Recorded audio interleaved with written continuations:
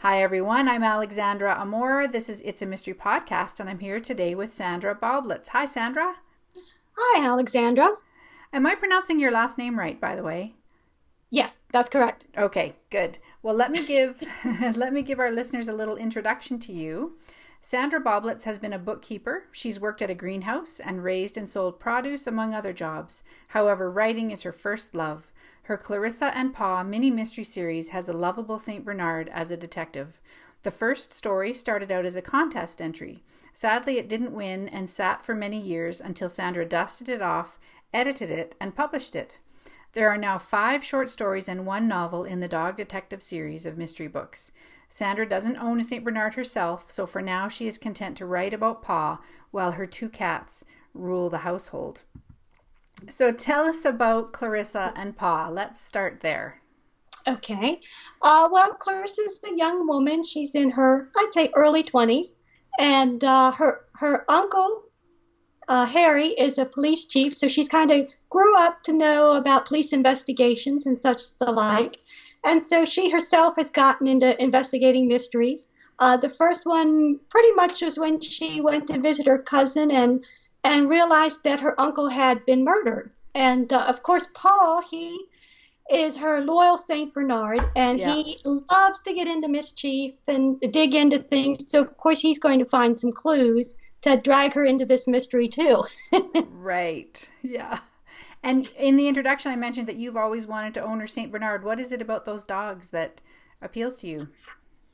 I think they're so big and warm and lovable. I really fell in love with them when I first saw the Beethoven movies. Okay. And so I mean, you saw this huge fuzzy dog, and then what also compounded it was I worked at a place where we did computer printer cartridges, and I worked in house, but they would have people that worked at home and brought their work in. And one day, a woman brought in a Saint Bernard puppy she had just gotten. Well, I just fell in love instantly. So after that, it was just I had dogs when I was younger, but never a great big dog. Because my mom's like, we're not feeding a great big dog. Yeah. So, and probably after my little dog was gone, after so many months, I might have tried to get a big dog, but the cats just showed up. So after that, we Yeah. became a cat household. Right. Yes. Yeah, exactly. And so Clarissa, you mentioned that her uncle it was a police detective, and then she in the first book, the first short story, I should say, Hmm. um, there's a different uncle. Is that right? Who's Yes, that's a different uncle. okay? The uncle that passed away was, I believe, that was on her mother's side. I don't think I really specified which side, but yeah, the uncle that was uncle on the other side, and her other uncle is a police chief in the town where she lives. Okay, got it. Yeah. And That will come into play in later books more. I see. Okay, good to know. Yeah. And um and so Pa, I guess, must be quite inquisitive or I don't know what the right word is, perhaps inquisitive because he kind of helps to solve the mysteries, correct? He does. He does help to solve the mysteries. And he is very inquisitive. He's also very mischievous. He loves to stick his nose into things he shouldn't, of course. And he's also extremely protective of Clarissa. So he spends a lot of time, if he thinks something's wrong, he smells somebody doesn't smell right or something, he's going to look into it to make sure she's safe. Oh, good. Oh, that's great. And how much do you think the story changed after you took it out of the drawer after several years and then went to publish it? Did it change a lot? Uh, it did. I think being older, I had a different perspective because I wrote it. It was like 20 years ago, so I was younger, and so it did change a good bit. The basics of the story stayed, but I think I made the characters richer, and I think Paul became had more depth to him. I Mm-hmm. think, but I think it as I wrote more of the characters got more depth to them. Mm-hmm. And in fact, I had wrote the first 3 shorts about 20 years ago. I wrote the first one for a contest, And then I said, well, I didn't win the contest, but I thought, well, I'm going to write some more. And then you get busy with your life, and I put it to the side. And because I had tried traditional publishing for a while, but that just was it. It was always hard to break into. So the indie publishing has been phenomenal, I think, for lots of writers. Mm-hmm. Yes. Yeah, exactly. And so did you sort of change them a little bit, made the characters a little bit richer, and then, yeah. And I think I made the plot a little more in-depth. And I'm not the best at descriptions. I tend to like to let people use their imagination. So I may have enriched that a little more, but I'd say that's about the biggest things that changed with the stories. Right. And the thing, there were two things that really struck me about your books. And one is that, the first few are short. And I wondered how challenging that was to write a mystery in such short form. Maybe you could tell us a bit about that.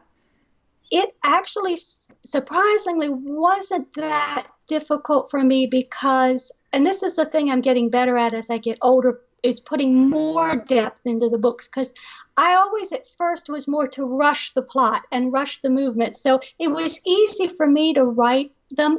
And like I said, the first one I had a framework because the contest said you had to have it so many words, so many clues within that. So that gave me a framework, made it much easier. Right. And so the first five, the longer I wrote, the more I got more details to put in. And the biggest challenge, I think, was going from the fifth short story to the novel, which is like close to 300 pages. So that's like 60,000 words. So I wasn't sure I could do it, slow it down and get all that detail in, but it went better than I thought.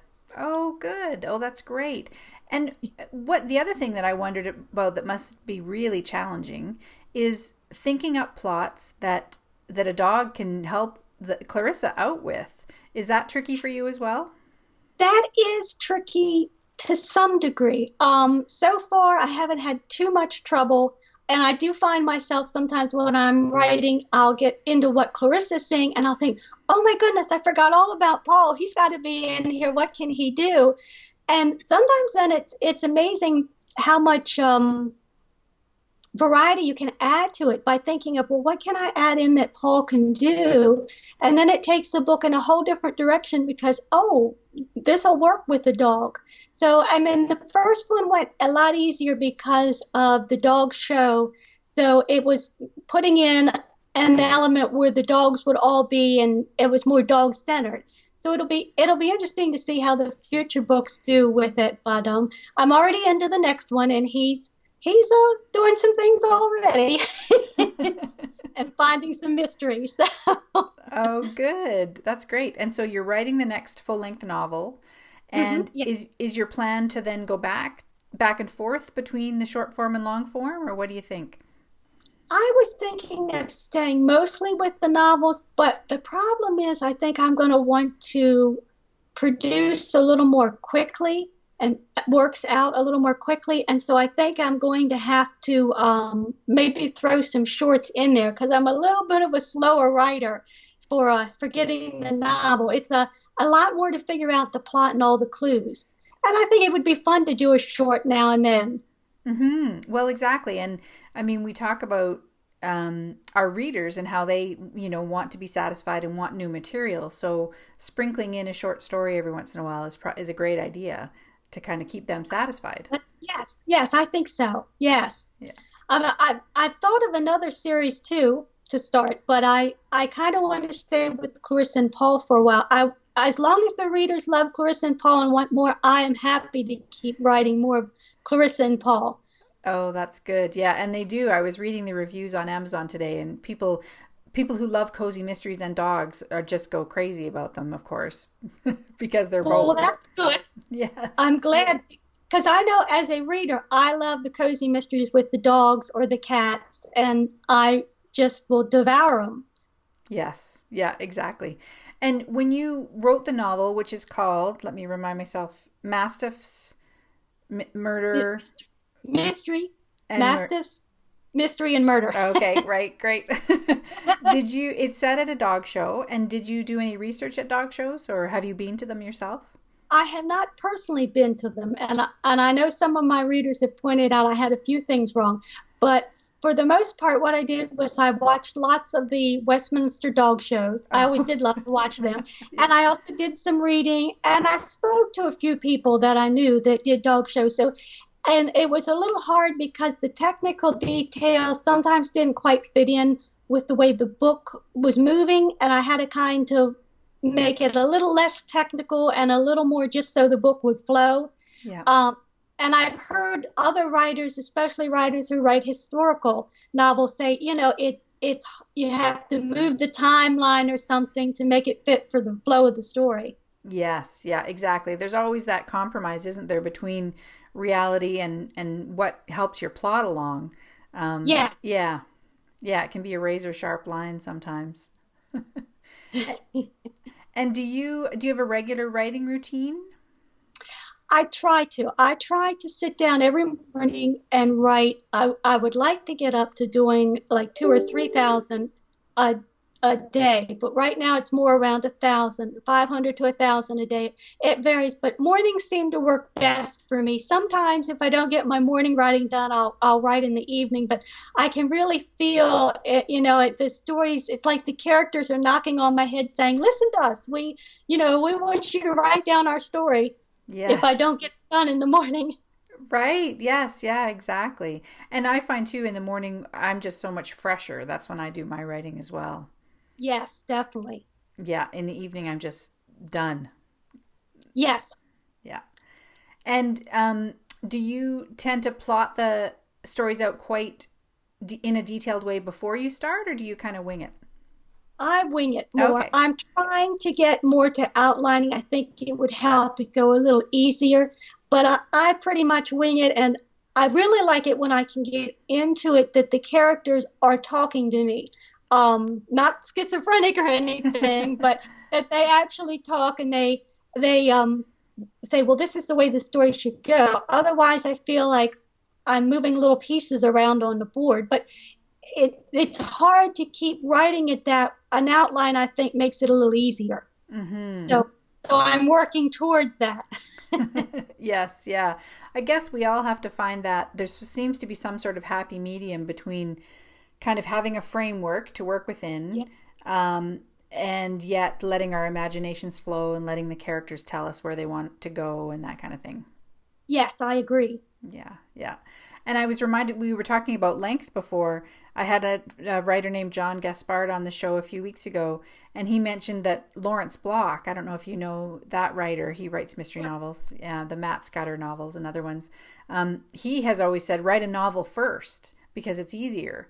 Oh. Yeah, than writing in short form. So you started the hard way and then have moved into the easy stuff. Yeah. I think it also depends on some people are just I know I had spoke to other writers and they were like, I just can't write short. And for a long while it was like, I just can't slow down and write long. But now that I write long, I can see where it's harder to do the short because you're like, oh, but I want to include this and I want to include that. Whereas before I was just like, boom, boom, boom, let's move through it. Now I can see how I want to add more to it. So I can see where it will be a challenge to go back to the short. Yes, yeah, exactly. And I imagine too that as you've written more stories, Clarissa and Paw's world has expanded a little bit. Is that true? Like the more people have populated it? Yes, yes. I mean, we have added Shelby and Jack, Clarissa's friends, and Bruce, her boyfriend. Mm-hmm. And there in future books, there's going to be more dogs and cats. And so it's hard to remember everybody and to put them in where they belong, because I'm going to be focusing more now on in the town and enriching that and the characters there. So it will become quite a hopefully not too complex world for the reader, but it will be a richer world. Yes, yeah. Well, and I think one thing readers like is to return to people that they're familiar with and that they've gotten to know a little bit. Yes, I know for myself, like the Cat Who series, I love to read those. And there's a bunch of other authors I love to read, Sophie Kelly, Sophie Ryan, and it's the world and the characters you like to come back to and see what they're doing, and plus the added mystery element to it. Yes, yes, exactly. Yeah, that I find exactly the same thing. I get attached to the characters and then Yes, yeah, want to know as much about what they're doing as what the mystery actually is. yes, yes. Yes, yeah, exactly. And so um you said you had another idea for another series, but you're going to stick with Clarissa and Paul right now. Right. Is it in the sort of animal related cozy mystery series? Is that? Yes, it is. And I even wrote some of the first chapter, but like I said, I haven't pursued it. But my idea with this one was to have talking animals that, since I'm used to having grown produce and farm related things, I was going to have the young woman coming out to her aunt's place. Maybe her aunt had disappeared or passed away, and she was going to take over her farm or her little farmette and discover that her animals, the horses and the cattle and the pigs and the goats, could all talk, and that maybe they would be involved in a mystery. I'm not sure how well readers will reach for that, but I, I thought it would be interesting just to pursue to see the different characters and how the different animals, reacted with each other. And her initial reaction to discover that animals can talk. Wait a minute. Yes, yes, yeah, exactly.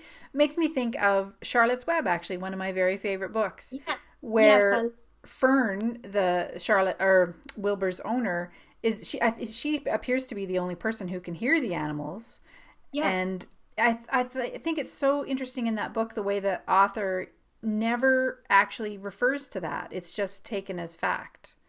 Right, yes. Yeah. I like that. Yes. And I noticed that Clarissa is a freelance writer. hmm That's her occupation. Have you ever done any freelance writing yourself? I have wrote for a woman's magazine named Bella Online, Mm. and I wrote. My work is still up there. I admit I have not wrote recently for them, but I wrote on investing and home finance, Oh, and so okay. I wrote for that. And I mean I've written a few pieces here or there in the past. I think my very first piece was for a magazine called Grit, which was a farm magazine, and it was about my dog at Ah, the time. I was a teenager at the time, so. But I've written for some things like that. yes. Belt line being the main one. Okay. Yeah, yeah. And Clarissa must did you describe her as a frustrated freelance writer at one point? I can't remember. Yes, I Oh, did okay. describe her as that. Yes, and she's also frustrated. She's writing a novel, but of course it's slow going. So it's like in one of the books, I think one of the short stories, a gentleman she meets says, "Well, maybe you'll put me in your book one day," and she thinks to herself, didn't hate to tell him that. Well, that might be a very long time because the book is taking a long time. Right. Yeah. So it sounds like you share a few characteristics maybe with Clarissa. Yes, I do. I think she's sort of my alter ego.